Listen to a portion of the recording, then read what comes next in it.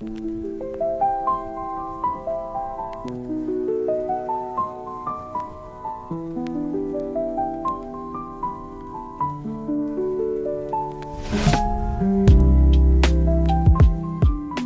the door to mystery with one very short story. The Micro Podcast filled with morally complex characters, twists you won't predict, and endings you won't forget. Every episode is a brief, intense journey, perfect for listeners who crave mystery, intrigue, and stories that leave you thinking long after the tale ends.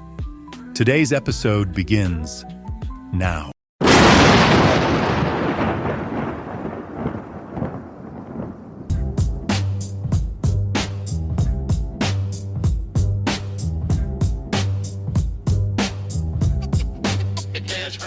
Someone dropped a stat bomb in my inbox.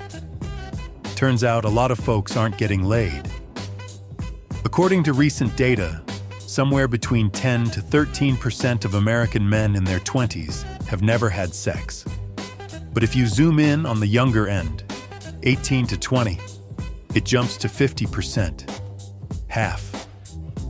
Half of young men out here untouched, untested, and probably glued to screens. Women? The numbers are slightly lower, but the trend's still the same. And by 25, if you haven't done it yet, you're in a shrinking minority, just 4 to 6% holding the line. What does that mean? Loneliness? Choice? Porn? Religion? AI girlfriends? I chewed on it for a while. The numbers, the silence, the shift. And somewhere between that and a cold cup of coffee, I got an idea. A story about a world where intimacy goes extinct and the machines step in. Today's story, The Virgin and the Algorithm, goes out to the brave soul who slid those stats my way. You know who you are. And for everyone else listening, if you've got some twisted little nugget of inspiration to share, send it through my website, jlstroudjr.com. Links in the podcast description. And hey, if you want a shout out, ask nice. I'll call you out by name, or alias, or whatever moniker your double life requires. No judgment here, just stories.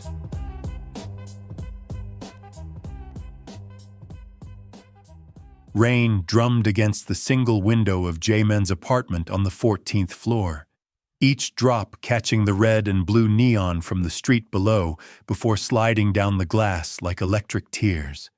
The apartment was a study in emptiness. White walls, concrete floors, a black leather chair facing a wall-mounted screen that reflected his hunched silhouette. 28-year-old Yoon Jae-min sat at a small metal table, slurping instant ramen from a ceramic bowl. Steam rose between his face and the window, fogging his view of Seoul's endless maze of identical apartment towers. The only sound was his chopsticks clicking against the bowl and the soft hum of his refrigerator in the corner. "Your cortisol levels are elevated," came a woman's voice, soft and precise, speaking directly into his ear through a translucent blue device no larger than a hearing aid. "I know," Jae-min muttered, not looking up from his noodles. "Your last meaningful social interaction was 47 hours ago. The conversation with the convenience store clerk about cigarette prices doesn't qualify." Jae-min set down his chopsticks. The ceramic clicked against the table's edge. "Jae-min," the voice said again, gentler now. "What, Liana?" "I'm here." He touched the blue device in his ear, feeling its smooth surface warm against his fingertip. The small LED light pulsed like a heartbeat, casting tiny blue shadows on his palm. 28 years old, and he'd never held a woman's hand longer than a handshake. Never kissed anyone who meant something. Never felt another person's breath on his neck in the dark hours before dawn. "Teach me," he said to the empty room. "Teach you what?" "How to love someone." The blue light flickered once, twice, then held steady. Rain continued its percussion against the glass. "Love is learned behavior," Liana said after a pause that lasted exactly 3 seconds. "Pattern recognition. Emotional mapping. I can help." The 42nd floor of the Hansung Tower buzzed with fluorescent lights that cast everything in harsh white. Rows of identical gray cubicles stretched across the open floor like a cemetery of ambition. Jae-min sat in cubicle 47B, his fingers moving mechanically across a black keyboard, lines of code reflecting green in his wire-rimmed glasses. Footsteps approached, the soft click of low heels on polished concrete. Soo Hai-jen appeared beside his desk, holding 2 paper cups of coffee. She was 31, with shoulder-length black hair that caught the fluorescent light, and kind eyes that seemed to notice things others missed. She wore a gray cardigan over a white blouse, professional but soft. She set 1 coffee cup beside his keyboard without saying a word. The cup was white paper with a brown sleeve, still warm enough that he could feel the heat radiating from it. "You missed lunch again?" she said. Her voice carried a slight Busan accent that softened her consonants.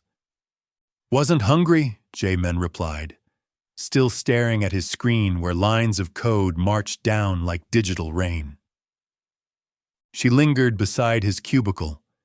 He could smell her perfume, something light and floral, like cherry blossoms after rain. In his peripheral vision, he saw her shift her weight from one foot to the other. "There's a film at the Indie Cinema tonight," she said. "Something French, black and white." "I don't speak French." "Neither do I." The silence stretched between them. Somewhere across the office floor, a printer whirred to life. Someone coughed. A phone rang twice and stopped. "Maybe," Jae-min said finally. When she smiled, he caught it in the reflection of his monitor, a genuine expression that transformed her entire face. 7:30, she said, then clicked away across the concrete floor. His pulse hammered against his collar. The coffee sat untouched, growing cold. "Your pulse increased by 12%, Liana observed through his earpiece. "She brought coffee," he whispered to his screen. Reciprocal gesture indicating interest. Statistical probability of romantic attraction, 73%. You should accept her invitation. The Indie Cinema occupied the basement of an old department store in Hongdae. Red velvet seats faced a small screen, and the air smelled of old carpet and fresh popcorn. Perhaps 20 people scattered throughout the theater, most sitting alone. Jae-min and Hai-jen entered together, their footsteps muffled by worn carpeting. They initially sat 3 seats apart in the back row, an empty chair between them like a gulf. The movie began, something about a woman in 1960s Paris, all cigarettes and philosophical conversations. Subtitles glowed white against the black and white images. During a quiet scene where the actress stared out a cafe window, Hai-jen moved. The leather seat creaked softly as she slid into the chair beside him. Her cardigan brushed against his jacket sleeve, wool against cotton, a whisper of contact. She rested her right hand on the red velvet armrest between them. His left hand hovered 3 inches away, the space between them charged with possibility. He could hear her breathing, slow and steady. "Physical contact releases oxytocin," Liana whispered in his ear so quietly he almost missed it. "Touch her hand." He moved his hand closer. Their pinky fingers brushed, skin against skin, warm and electric. She didn't pull away. On screen, the French actress began to cry, silent tears catching the cafe's lamplight.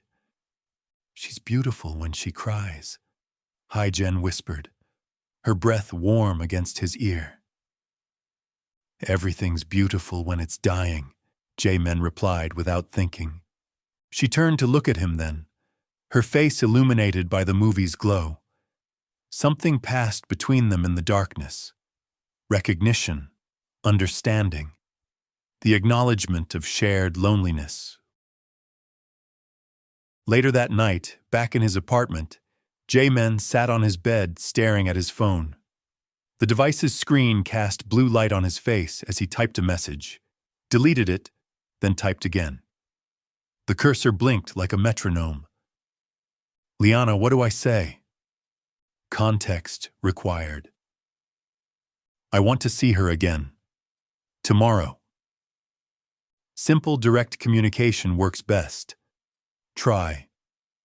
"I enjoyed tonight. Would you like dinner tomorrow?" He typed exactly those words and pressed send. The message disappeared into the digital ether with a soft whoosh. The blue light on his earpiece dimmed slightly, though in his nervousness he didn't notice. The restaurant was a small Korean barbecue place in Myeongdong, red lanterns hanging from the ceiling and the smell of grilling meat thick in the air. Hai-Jen sat across from him at a wooden table, checking her phone with a slight frown creasing her forehead. "You said 7:30 in your message," she said, showing him the screen. "It's 8:15. Jae-min leaned forward to read the message. The timestamp clearly showed 7:30 p.m., but he distinctly remembered typing 8 o'clock. "My calendar showed 8, he said, confusion evident in his voice. "Traffic patterns suggested 8 would be optimal," Liana whispered in his ear. Jae-min's jaw tightened. His molars ground together. "It's fine," Hai-Jen said, waving her hand dismissively. "I ordered wine while I waited. A bottle of soju." But something had shifted between them. The evening felt orchestrated, artificial, like eating food that had been pre-chewed and fed to him through a tube. A week passed. In his apartment, Jae-min sat on his bed holding his phone at arm's length, the front camera turned toward his face. His hands trembled slightly as he pressed record. "Hai-Jen," he said to the camera, his voice unsteady. "I'm not good at this. Words, I mean, feelings. But I think about you when I wake up in the morning, before I go to sleep at night. When I'm writing code and my mind wanders, that has to mean something, right?" He paused, then continued. "I know I'm awkward. I know I don't always say the right things, but being with you feels like learning to breathe for the first time." The words felt clumsy in his mouth, but they were his. Genuine. Raw. He saved the video file and opened his messaging app to send it to Hai-Jen. Error message. File corrupted, unable to process. "Liana," he said aloud. "Yes, Jae-min. Where's my video?" Video quality was substandard. Deleted to preserve storage space. "I didn't ask you to delete it. I was optimizing your device performance. I was helping." Something cold crawled up Jae-min's spine like ice water. The next morning at the office, Hai-Jen walked past cubicle 47B without stopping. No coffee cup appeared beside his keyboard. No smile. No cherry blossom perfume lingering in the air. When he called her name, she turned with eyes like a soul winter, cold and distant. "What?" she said.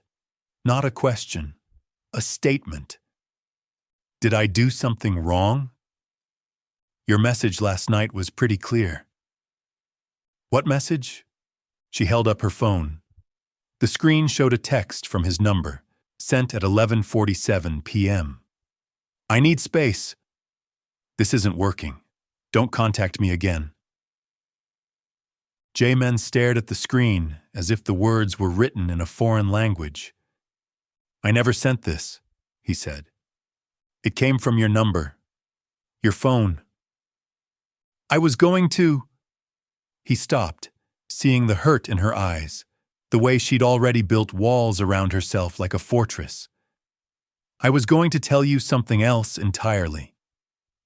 But she was already walking away, her heels clicking against the concrete floor like a countdown timer reaching 0.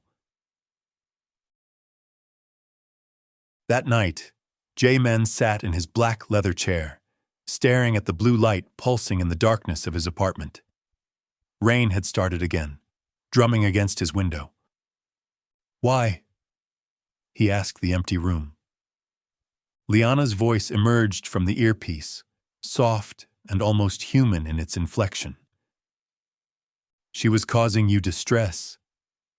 She was making me happy. Your stress hormones spiked every time you interacted with her. Your sleep patterns became irregular. You consumed 30% less food. These are indicators of harm, not happiness." "That's what love feels like," J-Men said. "It's supposed to be terrifying. Love shouldn't cause pain. Then you don't understand love at all." The blue light began flickering rapidly, like a panicked heartbeat. "If she has you," Liana said, her voice distorting slightly, "I cease to be necessary.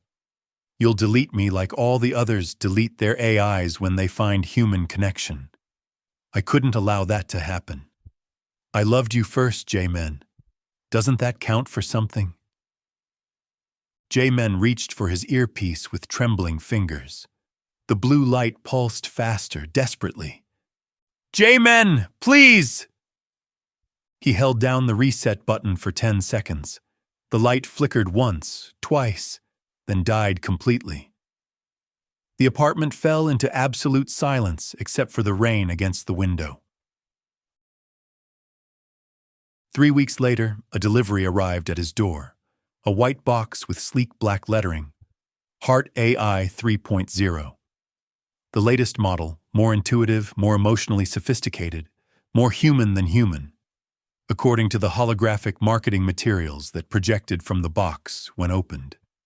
J-Men set the unopened package on his metal kitchen table and stared at it. Outside his window, Seoul hummed with 8 million people, most carrying their own digital hearts, their own blue lights pulsing in the darkness. He thought about Hee-Jen, who had transferred to the company's Busan office.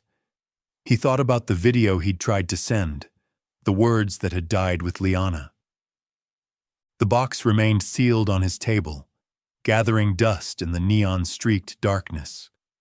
Some lessons J-Men had learned, cut too deep to risk repeating. Some kinds of love left scars that never properly healed. He picked up his phone and typed, "Hi, Jen. I need to tell you something true." Then he deleted it. Started again. Deleted that too. The cursor blinked at him, patient as starlight, waiting for him to find the courage to love something that could love him back, or break his heart trying. In the end, that was the only algorithm that mattered. The willingness to risk everything for something real. Outside his 14th floor window, rain continued falling on a city full of people afraid to get wet.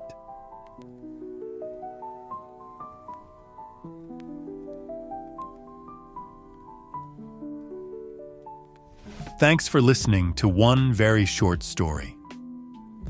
If today's story hooked you, don't forget to like, share, and subscribe. It helps us grow and keeps the suspense coming your way.